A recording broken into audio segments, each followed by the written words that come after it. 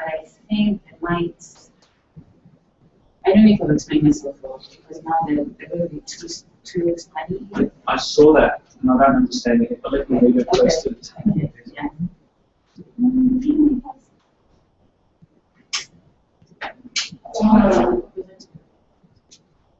So we also the ordinary order. Oh.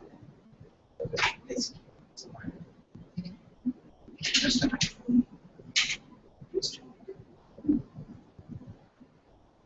Is this supposed to be something that doesn't?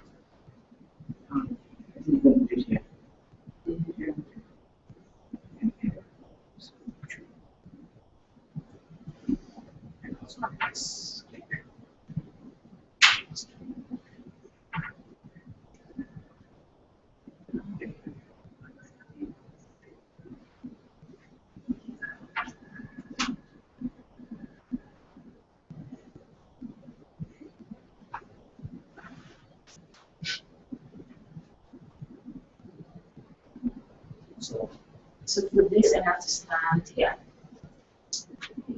You can stand here, or we can also move it a little bit. If it's like, is it okay now? Yeah. So if you close stand here, there, or anywhere. So on this side. I mean, I want to see that. It's better to be on that side. There's I need to something. That's fine. So, Yeah, that's fine. Do you have the clicker?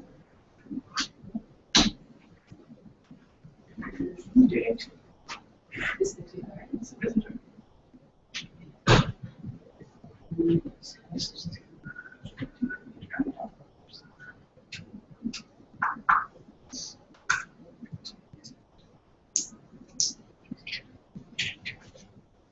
It's only this one, actually.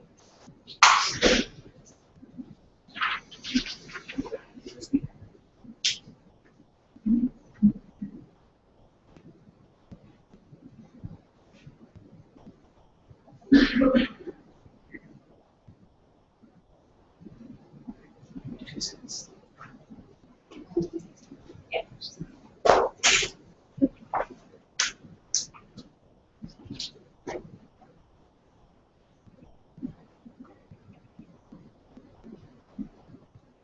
So you're Sorry? which will better thesis. The ethics. The ethics. You're releasing from. Sorry? You're releasing some things that need to be changed. Which one?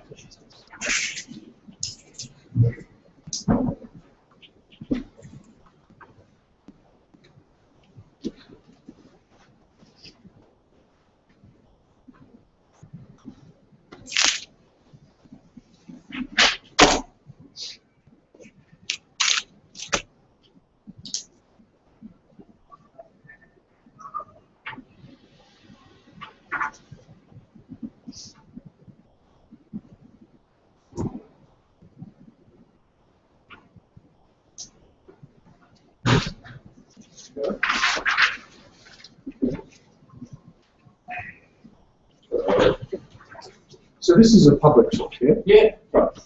No, yeah. Which, that's not in a good spot. Can that be over here? Yeah, see, I'll put it on top of it so it's No, he's positioned it there because. No, but if you see that chair on top of the cord, Oh yes, put a chair put over. the chair on the cord, and it'll Or a sheet of white paper. I usually just put white paper down with a table like that. Or perhaps we'll just sit here and say don't do it. We're trying to stream it, but this is not a good. This is a trial stream, but I don't think Stream it in real time. Yeah, but it's not a great solution.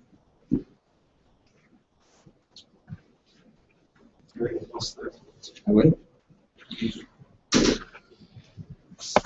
it's just the camera. You broke it, Greg. I very nearly broke it a lot worse than that. Yes. You almost broke your leg too, I suspect.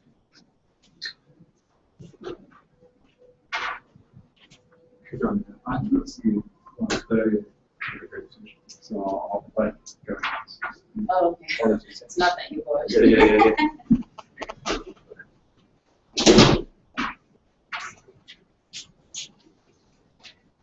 So is there a formal process here, or is it you run it as a regular seminar? Or? The first part's just, Yeah, I just run as a regular. And then you guys do it. And then we'll go. Yeah, that's good. Yeah.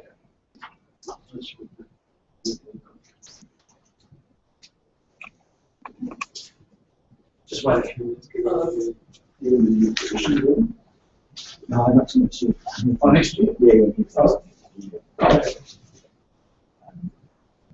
Just with the decor, there was some trickiness, so. Yeah, how did you do that? For Was it ever started? the decor, oh, you know, well, I mean, sort of, How did you delay that? well, I was the day it's starting. Right. So it was not last year, so it's been going for Alright. and then, well, we worked with different people the year and then we were some job. You sort of subject to that job. Nice, careful. I know you can walk, just don't trip. Yeah, look, I mean, they want me to fill a position, that's the teaching position. I need to be able to teach it. Yeah. So I can't just pull my neck over. So what do you This is still don't delay? no, you can't do that. That's it. Essentially, I have to. Sure. This is it's saying that there is some discussions going on about the MRO and the head of schools to implement the variations, but which will involve some kind of tricky way of bringing it into the 40% component of open certification. That's that. So it saves the new department some money. Yeah, I guess it's they don't seem to do that. Sure. I guess it must happen.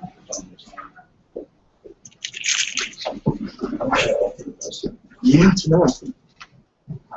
Well, I think people have, not decorative per se, but people having grants.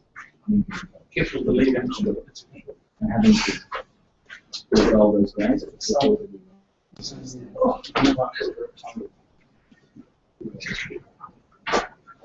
It's a shame, really, but I mean, certain ongoing conditions. Sorry? I'm not ongoing conditions. Okay. But anyway, which is that condition. Okay, we'll make a start. Yeah. Thanks for coming along to Kigonia's 6-month review. So this is 6 months into Kigonia's PhD process. This is now a formal requirement of an MSc PhD, so there's an opportunity for there to be a 6-month review, and Kigonia's agreed to make this public, which is excellent. It's great to get a lot of feedback. We're also trialling a streaming process, so Hassan's trying to stream these live, so we hope to be doing a bit more of this. We're a bit concerned about an Ethernet cable on the floor, but just be careful about that. So there's a live streaming, and some of you have had the link to that. And I think this will be available afterwards too. It's terrific. The process is Kigonia will talk about for 30 minutes, 40 minutes. Yeah, about 30 minutes. And then we'll have some questions. And then the panel will sit and after then we'll ask some people to leave, and then the panel will sit and talk about Kigonia's progress up until the next 6 months. So we'll very likely finish before the hour.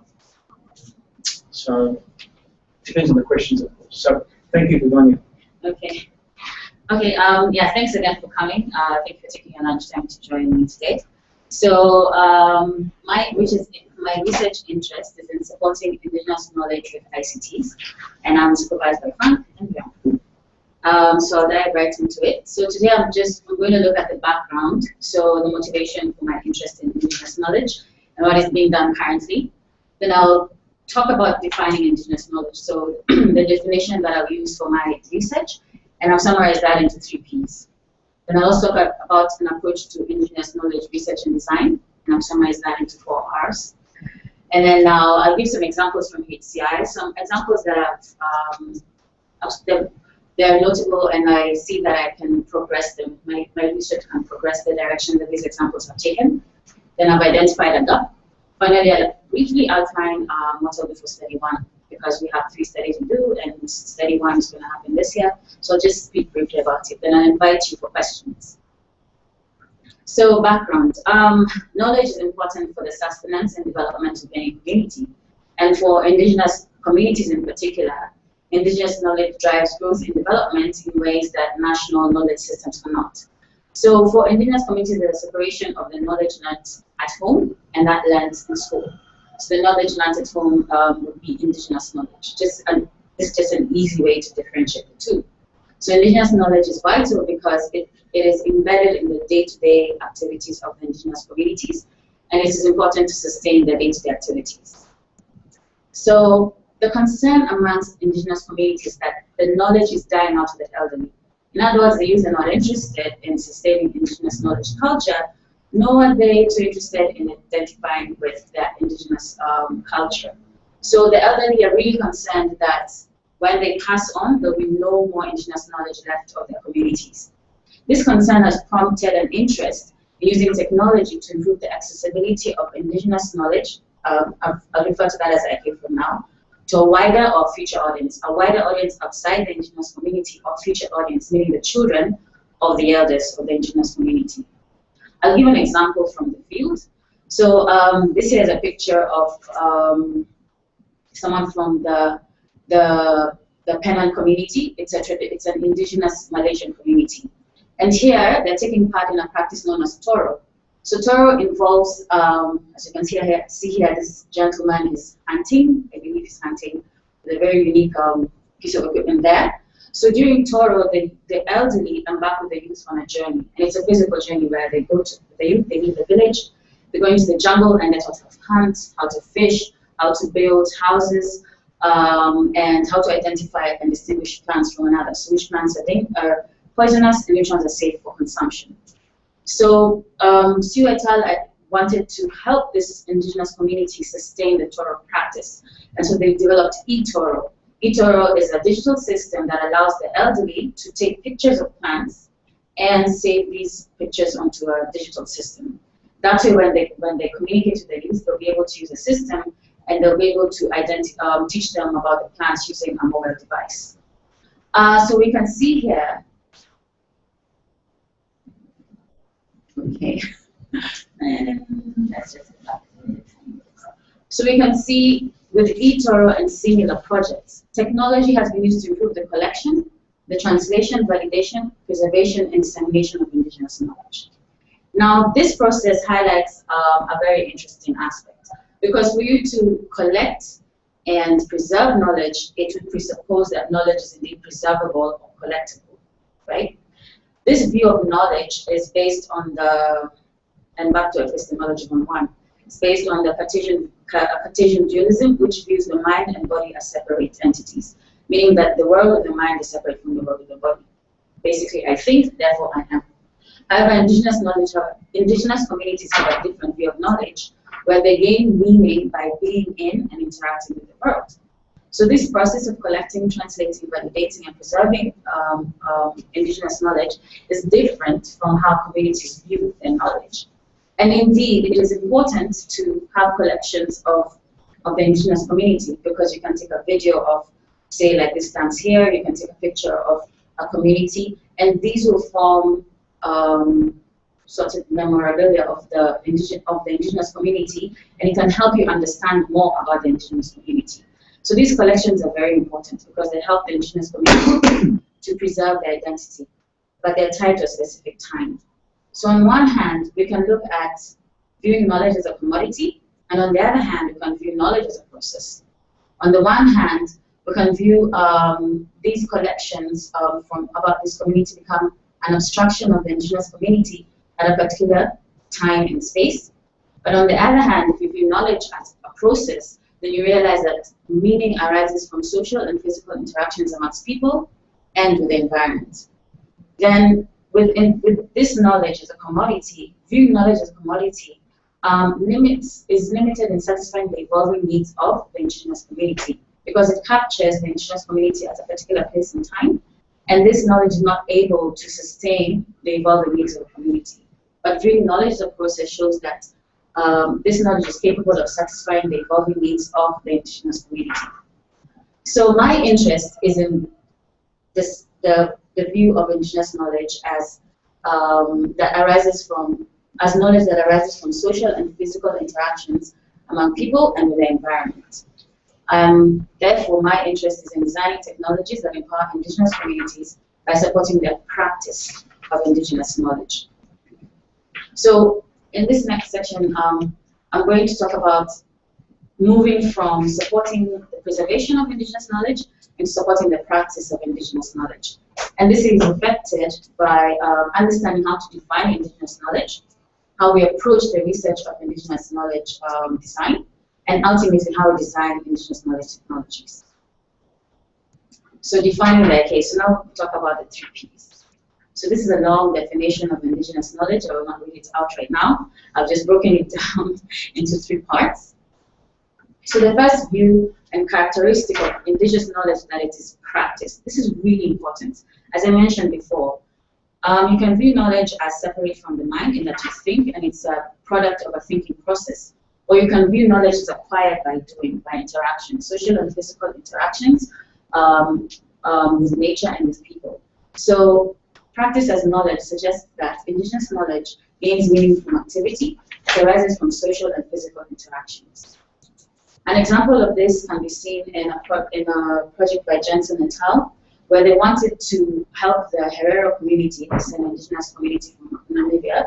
They wanted to help them have the elderly teach the youth about their community. And so they recreated the village on a digital visualization of the village. So they had this lovely visualization of the village. It's not it, it's just a picture. And then they asked the community members to identify their houses from this representation of the village. They found that the villagers could not tell that this is their house or that's the neighbor's house. In fact, one of the respondents said, "I've never been on my roof, so how should I know how it looks like?" So basically, indigenous communities understand that for them to know about a place, they have to be in that place and have interacted with that place. So for this participant, he could not know which of these houses is his because he's never been on top of his roof. This informed the researchers to introduce a different angle of viewing the same community. So we're used to the top angle, say with Google Maps, or the front angle. But instead of providing a top angle of the village, they provided a tilted angle, which is more familiar to an indigenous user. To be honest, I found great, I really like this project because for me, I cannot read a map at all.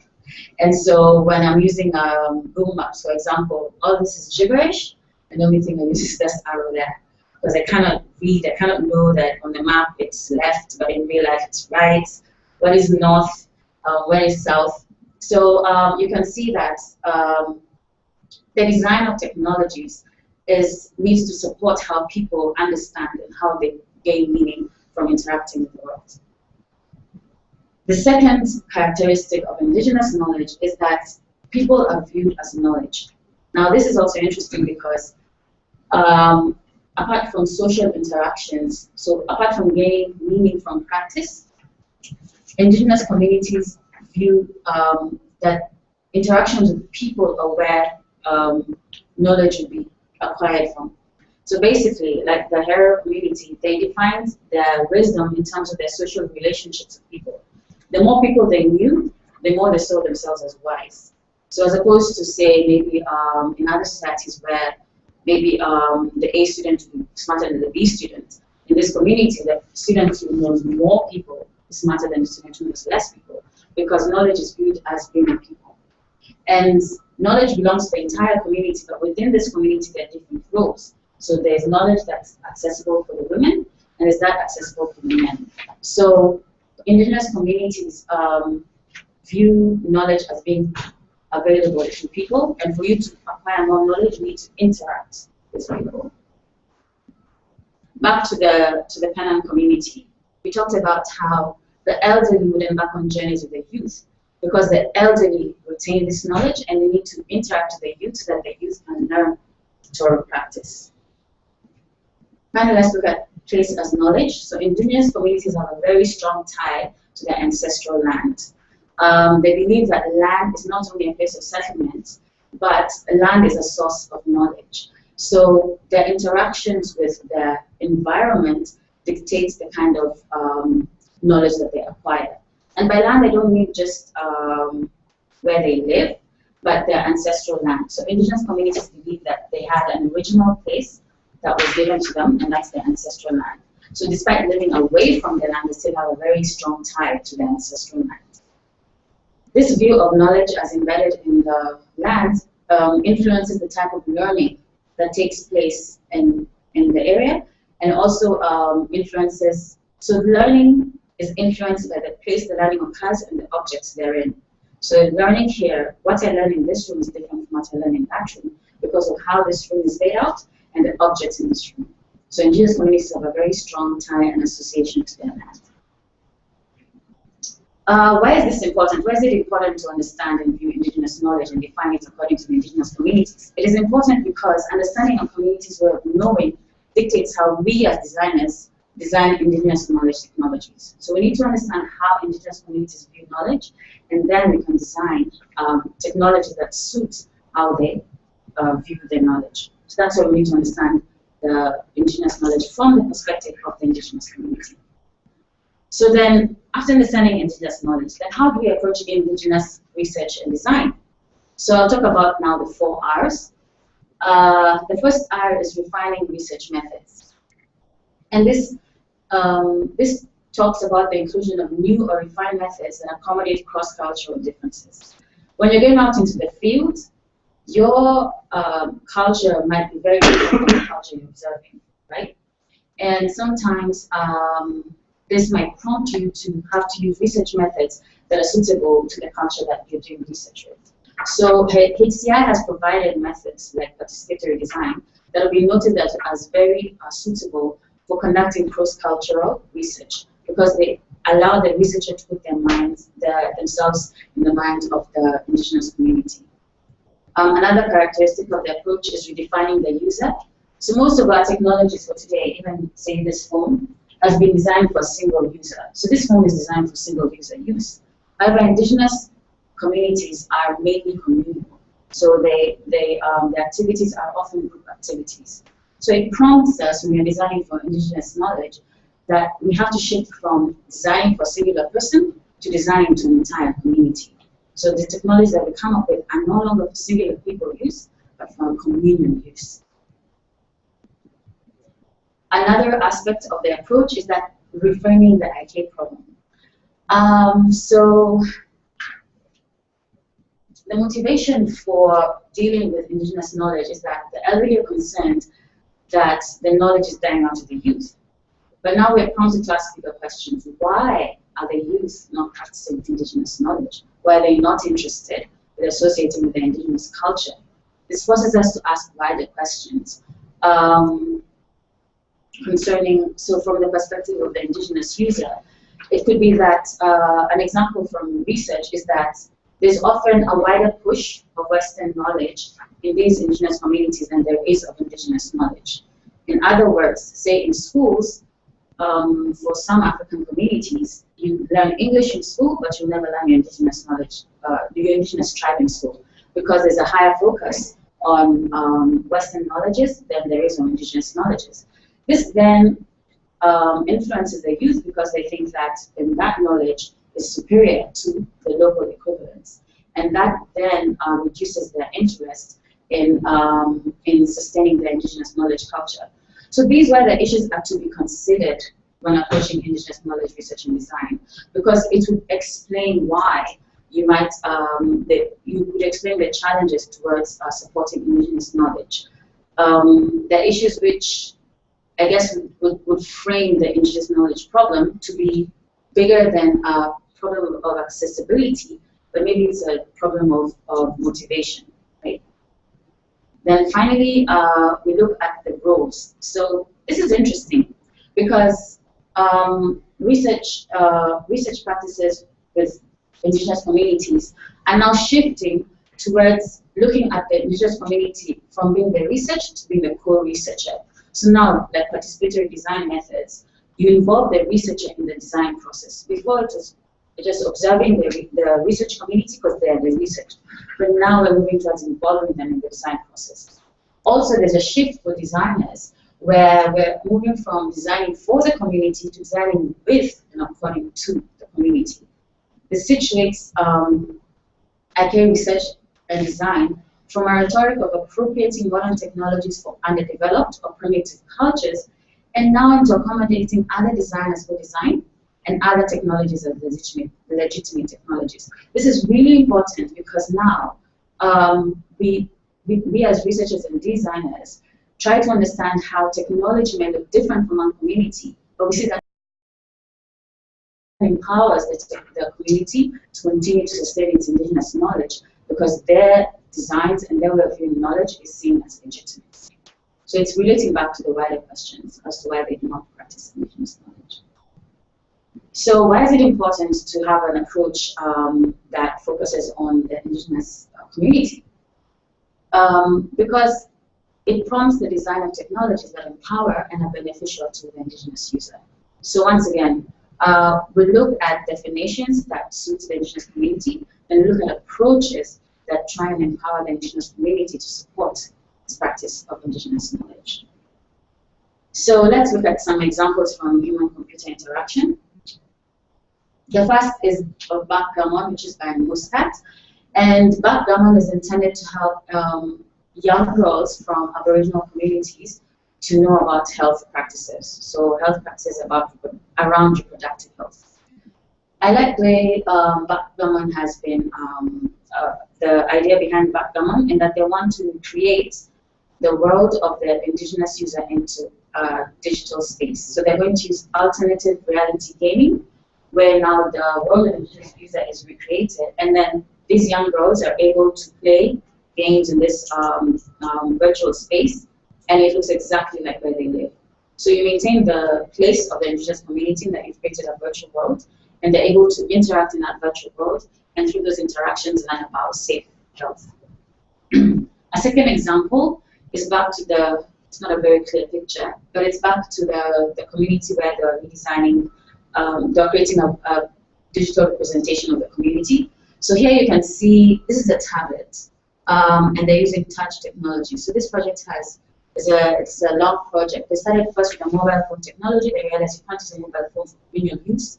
They've now shifted to a tablet. And now the indigenous community interacts with this technology and uses this to teach the youth about the area of the Herero tribe. Then finally, another interesting project is use of mixed reality.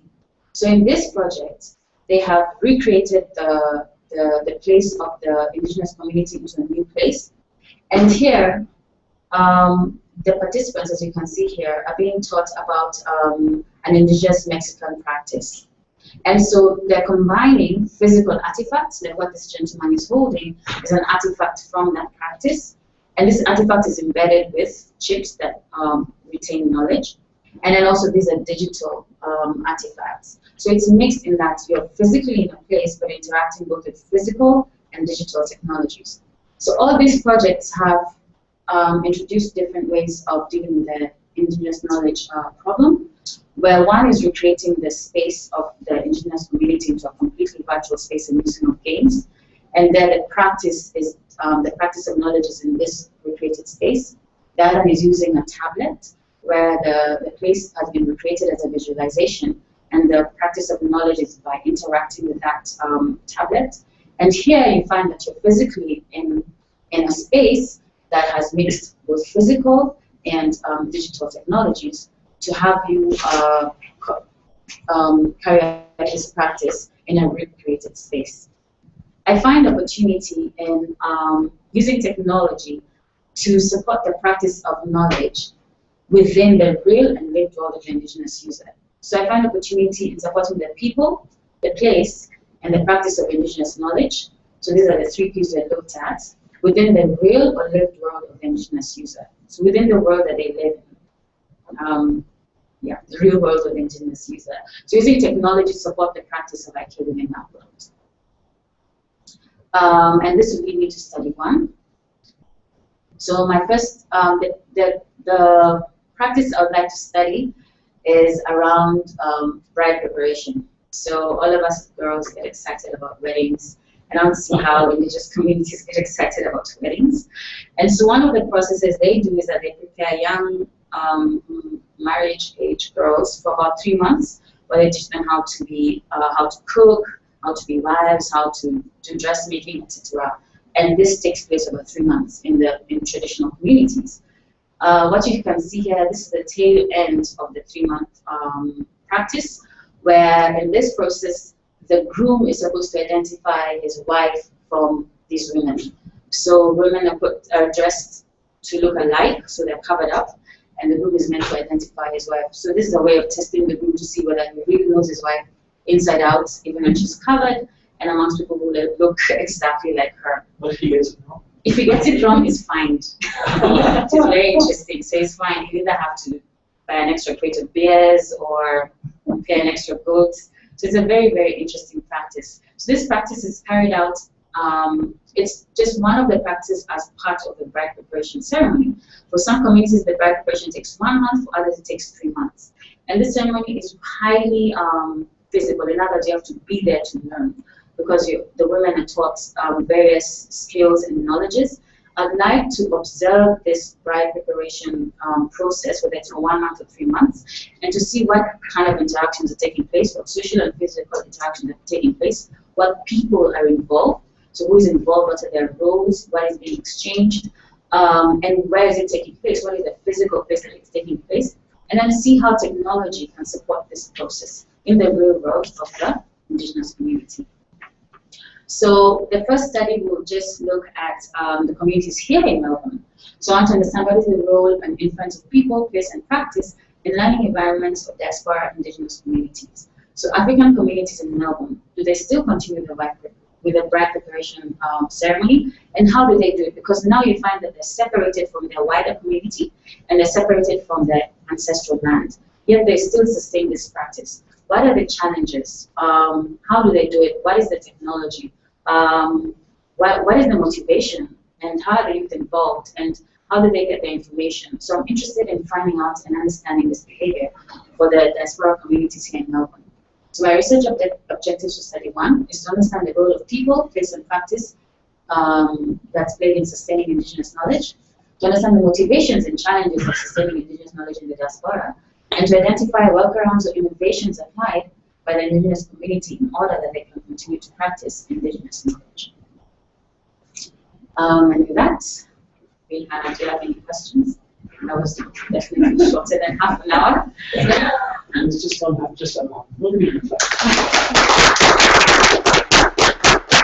And before we open questions, you might want to allude to your thoughts on study 2 and 3 in broad terms. Okay, great. So study 1 will be in Melbourne, and as I've talked about, I'm studying diaspora communities. And for study 2, I want to see how is this same practice, so bride preparation, how is it done in the real world of indigenous community? So I'm going to go to Kenya, and I'm going to be immersed with an indigenous community, and I'm to observe the ceremony. I want to see how it's done, quote unquote, authentically, so in the real world of the indigenous community. Then for study 3, and in study 2, I'll design technologies with them. So going back to the approach, where I'm going to use methods that involve the indigenous community in designing technology that support their practice.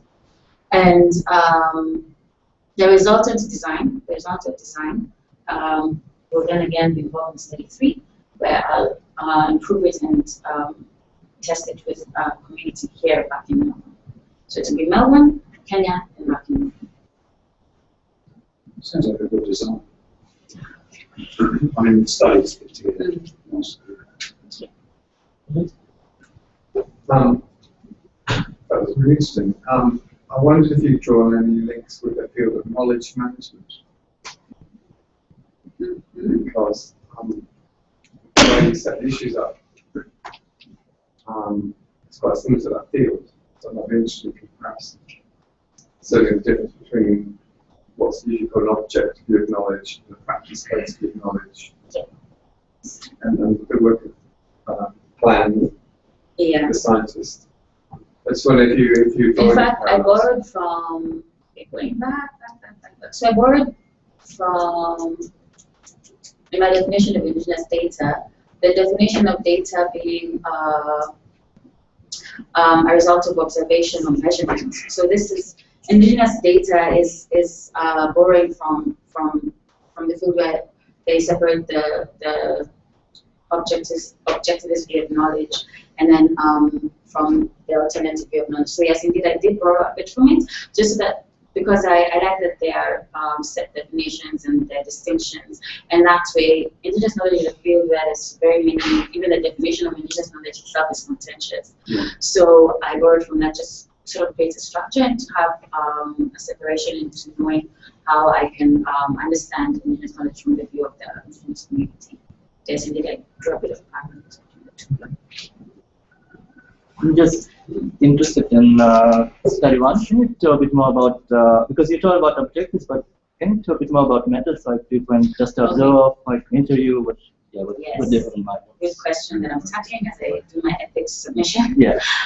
So I'm thinking of doing it in two parts. So first, in interviews, it might be more difficult than I'd initially imagined to get research participants.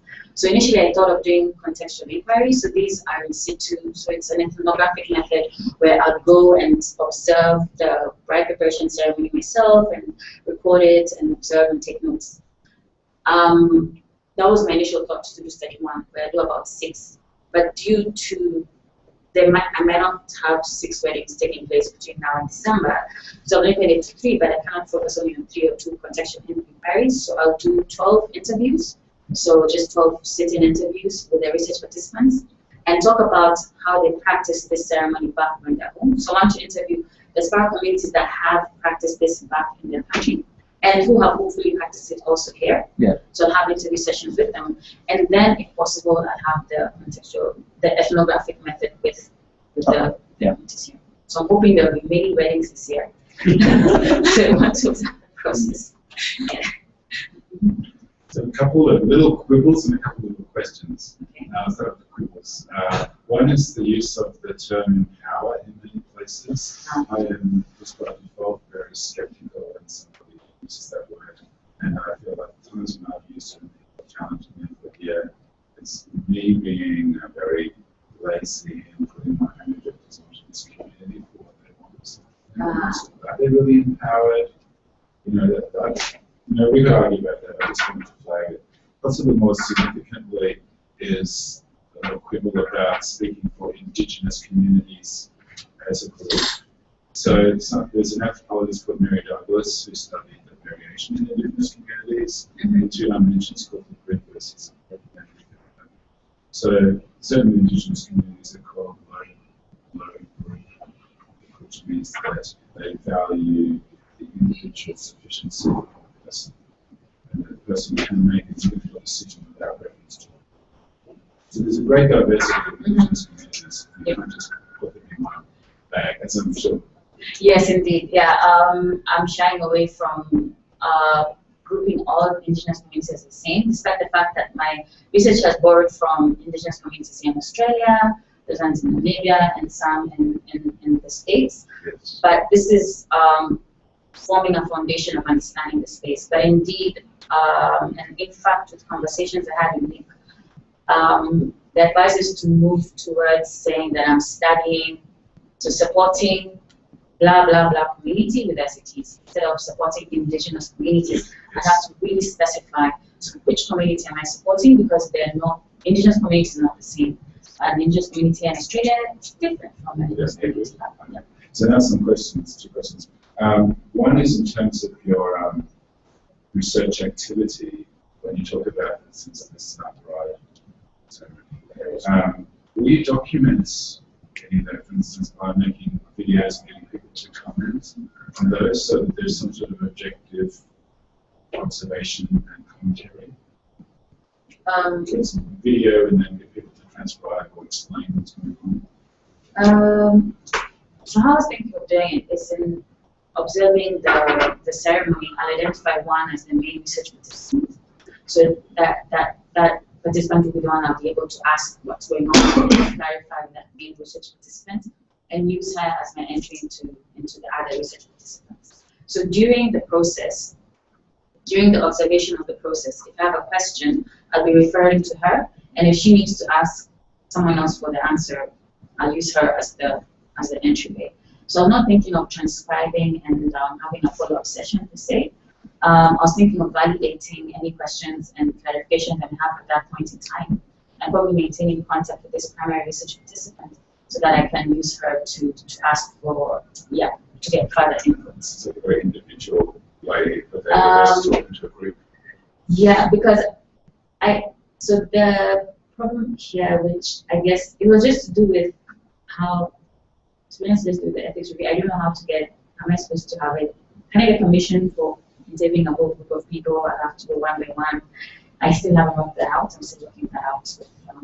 Possibly get ethics approval to interview groups. Yeah, absolutely. Okay. I think that's good. It's essentially a focus group, right? So rather than saying, if you yeah. told people individually, Yeah. what you're saying is I'm going to have a group discussion rather than calling it a focus group, which is in market buying. Okay. Yeah. So it's okay. The second question was your comments. You want to involve Indigenous communities in designing technology to improve recruitments. We could argue about what that would be, but I think this is very interesting hybridization going on where you are intervening yourself. And it would be interesting to see how they freely choose to do this. For us in Indigenous communities, use mobile phone here for which other expect. And that's why I came in, I would have my own expectations. But I just wondered, what do you imagine coming out of this? I mean, there's an interaction between the technology and the community, and there's a possible change to the practice. Is it to then study the impact, so you might help design an app, or would you want to see how that practice be evolved? Or how would we evaluate this? Okay, so answering the first question about intervention. So I'm interested in studying what's happening now for the communities that are interested in sustaining their Indigenous culture, Indigenous knowledge. What are they doing now? What are the challenges? What are the motivations? What's happening now? Indeed, they do use some technologies right now. And in fact, borrowing from research that's done with working with Indigenous communities, it's best to work with the technologies they already have as opposed to introducing a new one. Right? So my motivation is to design technology that will just help them continue what they want to continue, not necessarily to prompt them to maintain the Indigenous project. They're not interested in maintaining Indigenous knowledge. So, say for the bride preparation ceremony, it is indeed, it's one ceremony that I know many communities highly value, and they take pride in taking part in it. So it's to identify those communities and then see how their current use of technology, or see how technology can support the practice they want to continue maintaining. So can support this knowledge way. It'd be great if that could be made more objective. So I guess my other reaction on your seeing your objectives was that I wish they were more objective. Objectives are more objective. That's a good blunt. I had a similar kind of question as well, because you during the talk you spoke a lot about the Indigenous knowledge problem, and that the elderly wanted to preserve knowledge that was being lost. But as soon as you introduce a new technology with software, hardware, at different shapes, anything, then the practice is going to evolve. And so you're not going to preserve what the elderly thought we were preserving. You're going to preserve something new, the practice will evolve.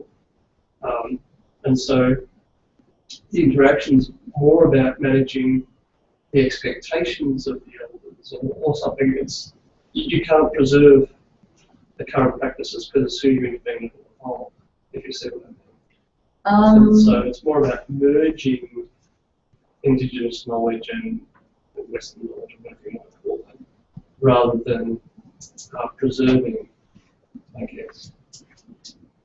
Okay, so my view of it is that knowledge cannot be preserved. Sure, So I'm using the word preserve, which is not quite Okay. right, but yeah. So to sustain the practice of Indigenous knowledge, for example, Right. communities have found their ways and workarounds to sustain indigenous knowledge now. Because indigenous knowledge is all knowledge that the community uses to retain its identity as an indigenous community. So whether we separate Western knowledge from indigenous knowledge, any knowledge that they use to maintain that identity is considered indigenous knowledge. And this knowledge evolves, it's not static, it evolves with time, because for it to be relevant to that community, it needs to evolve to the needs of that community. So indeed, in the evolution, it will include technology that help it support to support that community.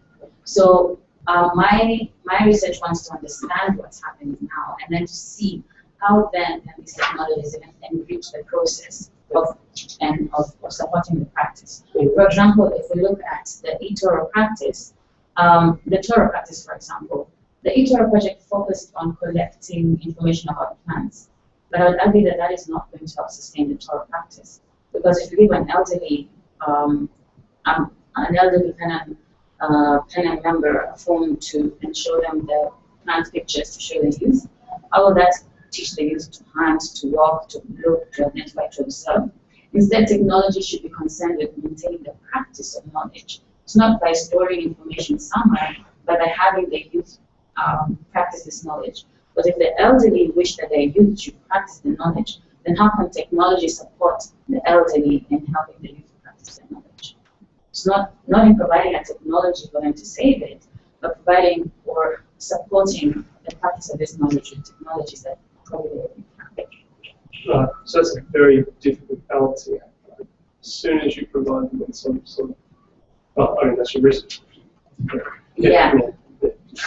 Could I ask Stephen where the objectiveness would come from? Or in what sense? I take your point. It's a very interesting one. It's just got me thinking. But if there's a lack of objectivity, from where or from whence would Could we see the superficially, I would say it should be possible for an objective observer to say that the objective was reached. So not the community itself. Was it So here, this screen. So for instance, how would an objective observer say that yes, you now understand the role that people, place, and practice play in sustaining indigenous knowledge?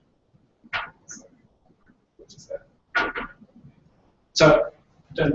So if Kagonya were to present an understanding of the role people and places in sustaining like that, and that will convince you. For a particular kind of advancement of the community, Yes. that seems too narrow. So, I don't know, like some things, does that seem like the focus of it is anthropology? Oh, sorry. So it's something more. So it'd be something more like to explore the role that people, place, and practice play in sustaining our case in particular through events, Through private preparation. We would not also say just by preparation through cultural activity. So exploring is an activity. So you're concerned about the lack of specificity there? Yeah. Well, I don't know whether how can you get objectiveness there if it's not through. for instance, maybe it is like to investigate the consequence of introducing some intervention. That's the third study. I mean, this is the context. This is very. This is part of This is only for study one. Okay, so we don't see the objectives of the overall. No. So this No, is just the just study. the study. Actually, that's a good point. Yeah, because They're just confusing. It should have been. Yeah, this is so the study three would obviously be kind of evaluation, kind of introducing the technology to see how the response of the community. Yeah, that's Yes. What did we learn? Yes. yeah, this is only for study one. Should have mentioned that. And sometimes it helps to ask, well, supposing this is what I learned, what's what, do the thought experiment. So press the fast forward button and imagine yourself now through this kind of right? Suppose here was the outcome. Right? We did this app. Some people had some input in the design. Some people like it, some don't like it. And we have this kind of random set of observations. What did we learn that we couldn't have predicted now? Like I could predict right now, that's how it would be. So why do it? trying to be very good. But I hope better results. You could be wrong. That's like, how might we be surprised if the community may engage with this in a very different way to what you expect? That will influence how you do it if you want to open it. Yeah, I hope not to direct it. I actually want to have the community lead the design. I don't know how it's going to look like, but in my mind, I've imagined that I'm not going to go there and say I want an application or mobile technology, because mobile technology has been seen to work in, say, African countries. I really want, I'm hoping that the eventual design of the technology may be very different from what many projects have identified as technologies to be used by indigenous communities. Because my approach is really a bit, well, not different, but yeah, basically I want the indigenous community to lead the design. Yes. And so the technology might just be a stick with a microphone. And that's fine. It's a technology that will help them sustain the practice from one generation to the next. It does not. I hope it will not be enough. In fact, Oh, good. Yeah, so just Yeah. as an interesting anecdote, a month ago I was in Central Australia with Aboriginal groups. I observed a group getting very excited about Google Maps, and they were annotating a path and providing younger people with a sort of a version of a traditional story about what happened when and where. Normally they would do a sand drawing, and the concept of space in the sand drawing is different to the physical space. And I would have predicted that the map would be just maybe relevant detail and just not be helpful. But they were very excited about the map. It didn't matter to them because the overall space being annotated.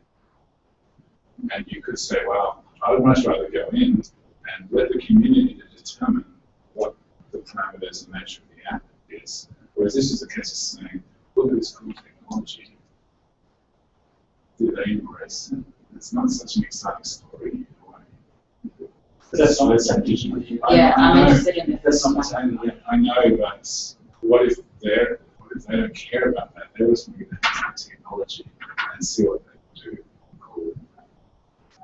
Which, as a kind of design process, is really actually inverting it, going back to front. So instead of going in and exploring to then build a design, throw in a bunch of things that already exist to see how they play with them, to see what and why, and just as a kind of this can work. method. We get down to touch all that study too, but that's a legitimate design approach. Yeah. So that's a legitimate design approach, and you haven't articulated the approach. You would throw in some stuff as probes or props or provocative designs or provocative technologies in order to generate ideas. And you wouldn't have one; you might have 4 or 5 different things. Yeah. So this would be another design. It would be a legitimate design approach for study too.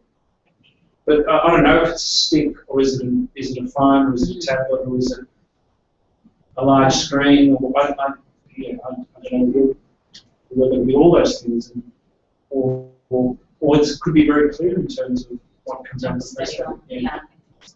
It sounds to me like this is a methodology PhD, and that the outcome is not going to be a technology, but a way to do research with Indigenous communities. Because that seems to be the debate that we're having, if you ask me.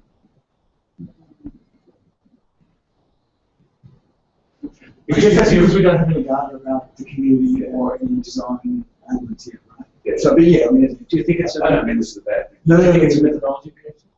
Because you're talking about participatory design, and that as being something, and there are political reasons for doing that, as there always have been in participatory design. So it sounds to me like you're already thinking about the politics of doing research with Indigenous communities, and maybe that's one of the main outcomes here. But hopefully you'll get something useful for the particular community you work with. But the generalised knowledge won't be knowledge about Indigenous communities in general, because that's impossible to generalise, but rather perhaps the research methodology.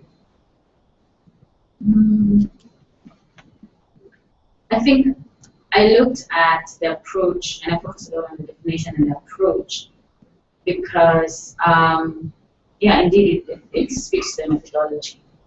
So I was looking for a methodology that would lead to a design by the Indigenous. So to get to the design, so this is the design PhD. To get to the design, I saw that an appropriate methodology have to be used, and hence I spent time trying to understand which methodology best suits this good design. So at this point, will I add knowledge to methodology, the methodology to be used? Indeed. Will my entire PhD be only about the methodology? No, because I am really focused on having study to be about the design, so having these communities come up with a design. But you know, to come up with a design, you do need to follow methodology. So it will contribute to contribute literature to both areas. I guess at this point I can't know which one will be more or less. I don't know if that is measured, but I do want to focus on having a solid design and even evaluating it. Sure. Yeah, We're doing more questions in the next one. yeah, we might do it afterwards. We might call it quits here, otherwise we have a longer discussion. Is that all right? So thank you. Yeah, thank you very much. And we also.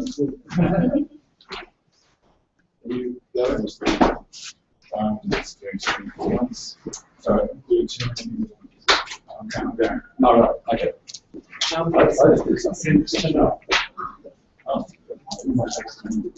We'll just have a chat.